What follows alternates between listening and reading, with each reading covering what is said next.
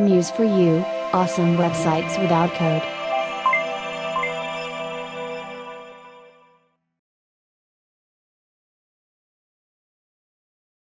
Hey, what's up musers? John with Muse for You, here to help you build awesome websites without code, and welcome to the weekly update for the week of January 8th, 2018. So this has been a very busy week for me, probably one of my busiest weeks, and these are the things we're going to cover in this weekly update. So the first one is there was an update to the Muse Motion widget. This week there was also an update to the particles.js widget. I released the fashion designer portfolio template, and I also released the complete video widget. So I'll start with the update to the Muse Motion widget, and these widgets and templates can be found at museforyoushop.com. So here I'll go back into Chrome. I'll open up Google Chrome, and I'll go to museforyoushop.com. And here you can click subscribe today, and here you can click subscribe now to get access to all widgets and templates I come out with for $39 a year. The Muse Motion widget is right here, and let's go to the changelog, which is right here. So I've added the on-click with reverse in the motion start option. This allows you to play the motion forward, and when the element is clicked on again, the motion will play backwards. So this is a really nice feature. It allows you to do things like this. So I've created the sample site, and I'll be creating another video tutorial on how to create this site here. With the side slide menu. So if I click on this menu button, we have this side slide menu on the left, and this was done with just the Muse Motion widget. So all of these elements were created in Adobe Muse. This menu is an Adobe Muse menu. I created a rectangle, added the logo here, and with the Muse Motion widget, we have this menu coming in from the left to the right. So because I've added the on-click with reverse, when we first click the menu button, it opens the menu, and then the menu goes back, so that's kind of the reverse motion, so it goes back to the left. And I use the responsive browser height widget to make sure that this rectangle here stays the full height of the browser. So if I scroll, the menu stays here on the left, and I can close the menu and open it. Alright, so that's the update to the Muse Motion widget, and I'll showcase it really quick in Adobe Muse. So here I have a blank site, and I'll go to the library panel. And if you don't see the library panel, you can go to Window and click on Library. And here I'll type in Muse Motion, and here I'll bring in the Muse Motion with one motion, just to showcase the on-click with reverse. So here we have the widget. I'll create an element, so I'll select the rectangle tool, and I'll just create a square and fill the square with a color. Okay, and I'll place it here in the center, and then I'll assign the graphic style name that's in the widget, so it's Motion 1. So I'll select the element, I'll go to the graphic styles panel, I'll create a new graphic style by clicking on this icon here. It creates a new graphic style called style. I'll double click and rename it to Motion 1 because that's the graphic style name that is in the widget. Then I'll click on Motion 1 here, and here we can see it says enable Motion 1, and for the motion value I'm going to say 360, and the transform property is rotate.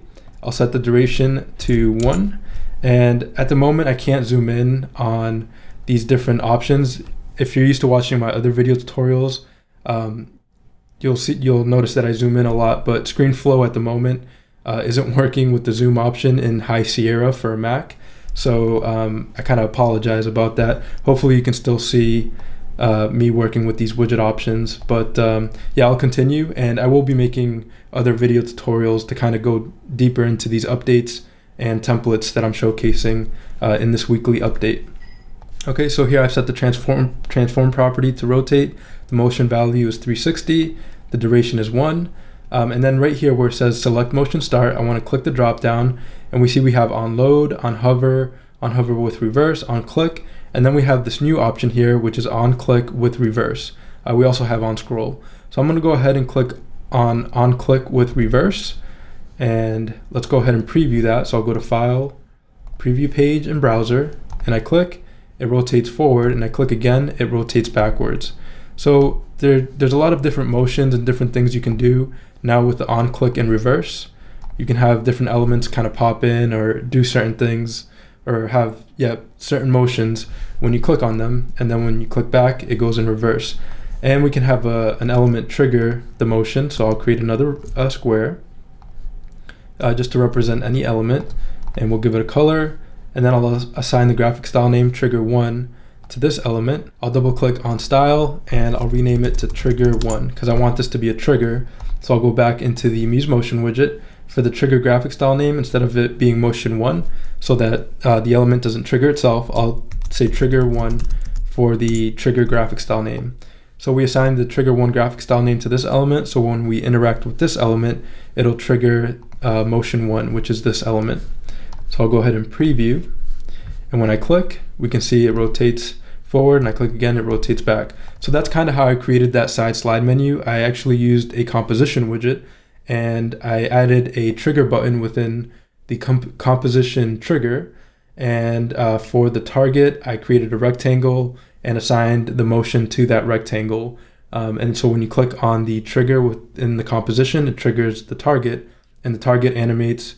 I set the motion to translate X, and it animates from the left 200 pixels. So the rectangle has a width of 200 pixels, and the motion is translating on the X-axis 200 pixels to the right. And I did fix the menu so it stays fixed with the pinning options in Adobe Muse, and I set the rectangle to 100% height with the responsive browser height widget. So it's 100%, the height of the browser. And I'll be creating another video tutorial on how to do that, and that'll be out this week as well. All right, so I'll just showcase that. That's how I did it here. So I click, and it translates X on the X-axis 200 pixels to the right. All right, so I'll be doing a video tutorial on this, but that is the Muse Motion update. It is now Muse Motion widget 1.4. We have it here. So it's Muse Motion 1.4. Here's the changelog, and looks good. So I'll go ahead to the next update. So the next update is the update to the particles.js widget. So this just has a few issues that have been fixed, and some of the widget options have been changed a bit. So let's go back in here. I'll go to widgets, and I'll go to the particles.js widget, which is right here. I'll click, and let's read the changelog. So it's now particles.js widget 1.5. So the issue with the particles within the particles.js full screen widget not loading on page start has been fixed. The issue with the particles not loading initially on lower breakpoints has been fixed. The background color and image can now be set within the fill option in Adobe Muse, and the height of the particles.js widget container can now be set within Adobe Muse. Before, you'd have to set the height within the widget options, but now you can just resize the widget container to change the height of the particles.js widget. So I'll quickly showcase that. So I'll delete these elements here. I'll go to the library panel here to the right, and I'll type in particles.js. So I'll bring in the particles.js widget full screen, click, hold, and drag, and place right in there. So one new property that you'll notice is the Z index, and that's the layer property. So if you wanted the particles to be above elements on your website, you would set this Z index value to be higher.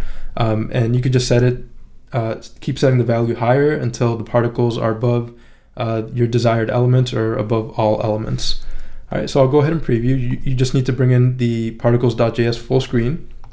I'll go ahead and preview, and right away we have particles on the site. So I'll create an element just like this, just create a square. And if I preview, so I'll go ahead and preview in the browser, we can see that the particles are behind this element. So if I were to change the Z index property right in here to something like 10, so it's a bit higher, and I preview, we can now see the particles are above this element, just like that. So you can see the particles coming across it. Let me change the color a bit, maybe something like black so it's more visible, because the lines were the same color. So we can see the particles are above that element. So that's just working with the Z index property. If you want the particles above certain elements, just set the Z index value to higher. If you want it to be behind all elements, just leave it at 0. So you can leave the Z index at 0. And I'll add a few breakpoints just to demonstrate the widget across breakpoints. 480, okay, and I'll preview. So I'll resize, and let me delete this element in here. And let me preview in the browser, and I'll resize, and all good. So we can see the particles.js looks good, perfect. Okay, so that's going across breakpoints. Okay, looks good. So just close some tabs here. Okay, so now I'll bring in the particles.js widget, not the full screen version, and we'll take a look at that. So in the library panel, we have the particles.js widget. So I'll click, hold, and drag and place into Adobe Muse. So you might notice that a few of the widget options here in the instance section are a bit different. There's no background color or background transparency or the height option. Those are not there anymore because all those options can be set within Adobe Muse. So if you wanted to change the height, you just change the height of the widget container just like you would a rectangle. And just like that, we've changed the height of the widget container for the particles.js. All right, and I'll go ahead and preview. And there we have the particles. If you wanted a background fill for the particles, just go to the fill option right up here in Adobe Muse and set it to any color you'd like or any fill. So I'll preview. Might be a bit difficult to see the particles within the screen color. So let's try another color. Let's try this yellow. Not quite sure what the colors are in there, but yeah, we might be able to see the particles a bit better in there. So yeah, we can see the particles are within this widget container. Looks good. If you wanted the particles to bounce within the widget container, just go to movement and set the move mode to bounce. And the particles will bounce off of the widget container, just like that. So it's all bouncing within the square. All right, looks good. You could even set an image for the fill. So if I go to the fill option here in the upper left and click on add image, we can add an image. And we have an image behind the particles.js. I can resize it, set to responsive width. So it'll resize and perfect. I'll set the image to scale to fill and position in the center. Looks good. All right, there we go. So we can set the fill options and the background fill and the height right within Adobe Muse. If you did want it to be transparent, just go to the fill option and select the none swatch that has a red line going across it.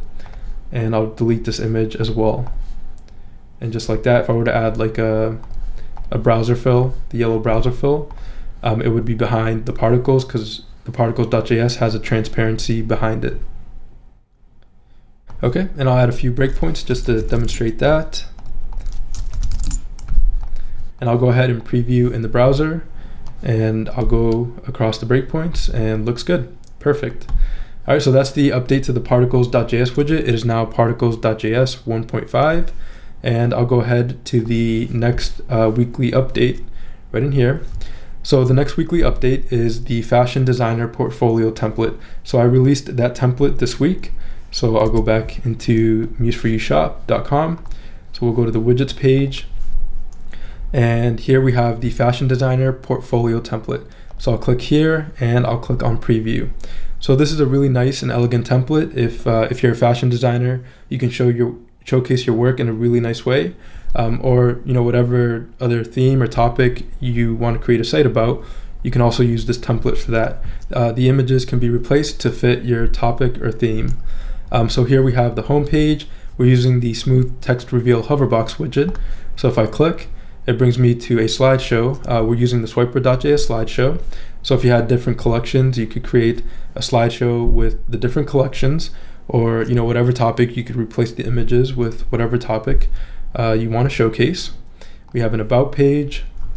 Looks good. And I'll be creating a video tutorial on this template this week as well, and going into more detail about the template. So it has 4 main pages: home, latest collections, about, and contact. Looks good. So it's a really nice and clean template to showcase your work, or showcase whatever topic you want to create a website about. All right, so we have latest collections. We have the full screen split slider widget right in here. And if you click, it brings you to a collection. Looks good. And I'll leave the link to the preview of the template in the show more section below. All right, and it's fully responsive to work across all devices, desktop, tablet, and mobile. And looks good. All right. So that's the fashion designer portfolio template. I will be going into more detail about this template this week, so I'll create a whole video tutorial on it. I'll just read the features included for the template. So yeah, I'll go back to the shop. And here we have the template page. So it's fluid with design. It's responsive for desktop, tablet, and mobile. Has a maximum of 5 breakpoints per page. The pages are organized within the layers panel. There are 4 main pages: work, latest collections, about, and contact. There's 1 slideshow page. There are 3 different master pages. It's fully customizable. The assets are included, and it's for Adobe Muse 2018 and later. The widgets used in the template are the smooth text reveal hoverbox widget, the swiper.js slideshow for Adobe Muse widget, the full screen split slider widget, and the responsive browser height widget. And you can click on these links to view those widgets. Here we have a few images of the template and the preview page to preview the template. All right, and this is the community section if you had any questions about the template. So there will be a video tutorial for this template this week. So that's the 3rd update for the weekly update. So the 4th weekly update is the complete video widget. So for this widget, I'm going to be creating a series of videos to go over each widget. There are 3 widgets included in the complete video widget, and it was created to replace the Ultimate Video Widget 2.0 and the video player widget found at museforyoushop.com. So those widgets have been deprecated, meaning they're no longer available and no longer supported, but the complete video widget was created to replace those widgets. And I'm really happy about this widget. It's using the latest website video standards, and I'll showcase the widget now. So I'll go back to the widgets page. Here we have the complete video, and here you can read everything about the complete video widget. So we have a full screen video. You can add a full screen video in the background or above your website.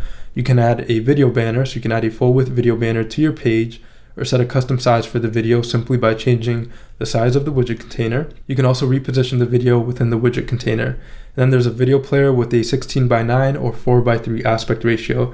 It's a great video player for your self-hosted video, and you can choose from 2 different themes and set the colors for the themes. Here I go over a bit more detail about the complete video widget and the widgets that have been deprecated. And if you purchased the Ultimate Video Widget, Video Player Widget, Responsive Full Width Video Widget, or the Video Player 2.0 widget, you'll be receiving an email with an update to the complete video widget. And I should say the Ultimate Video Widget 2.0 here. You'll be receiving an email this week with the complete video widget. I'm just going to create the videos to kind of showcase the widgets first, and then I'll be sending out that email. The features included for each of the widgets are here as well. And I'll go ahead and preview the widget. So if I click on preview, we have the full screen video. Looks good. Then we have the video banner, so you can add a full width video to your site. You can also set the widget container to any size and fit the video within the widget container. All right, looks good. And we have the video player. It's a really nice video player, and it does play inline on tablet and mobile devices. So if you didn't want the video to go into full screen mode on those devices, you could select the option to play inline, so the user can watch the video right on that page without the video going full screen. So if I click play, we have a nice video player with controls. You can set the playback rate to faster or lower. You can seek just like that. You can go into full screen mode. So it has all the playback controls for a video player, which is really nice. You can play again. You can mute, change the volume. Looks good. So the video player is responsive in width and height as well. You can set those options within Adobe Muse, and you can choose from a 16:9 aspect ratio, a 4:3 aspect ratio, or a custom size. You could set the video player to any size you'd like as well. If your video is a 16:9 or 4:3 aspect ratio, and you set the size of the widget container to something different than that aspect ratio, you might see black bars above and below the video. That's why it's nice to kind of set the aspect ratio. If it is 16:9, setting the options within the widget to 16:9, or if the video is 4:3, setting it within the widget options to 4:3, so you don't have any black bars. Okay, so the video player does come in 2 themes. So that was the first theme. The second theme is a bit more minimalistic. It's a play button, and we have the playback controls. You can set the color for the play button and the progress bar here. But yeah, it's just a nice theme, and you can set it full screen. So here we have the play button and the progress here, and the different icons here as well. Looks good. And for video player 1, you can also customize all the colors for the video player. Looks good. Okay, so I'll go back to the shop. That's for the complete video widget. I'm definitely going to go into more detail with the complete video widget. There'll be a video for each widget, the full screen video, video banner, and video player, and I'll showcase how to use the widget. With the video banner and the video player widget, there's a video guide. So when you place it into Muse, it actually kind of goes through some of the things that I think are important when working with self-hosted video in Adobe Muse. Okay, so that's the fourth topic in the weekly update. That's it for this weekly update for January 8th, 2018. This week, I'll be mostly making video tutorials for the widgets and the templates that I released this week. So you'll be seeing a few more video tutorials from me this week. But yeah, that's it for the weekly update. Again, thanks for watching. All these widgets and templates can be found at museforyoushop.com. And if you like this video tutorial, you can subscribe below. Also in the show more section below are links to other resources and links to museforyoushop.com. So again, thanks for watching, and I'll see you in the next video tutorial. Thank you.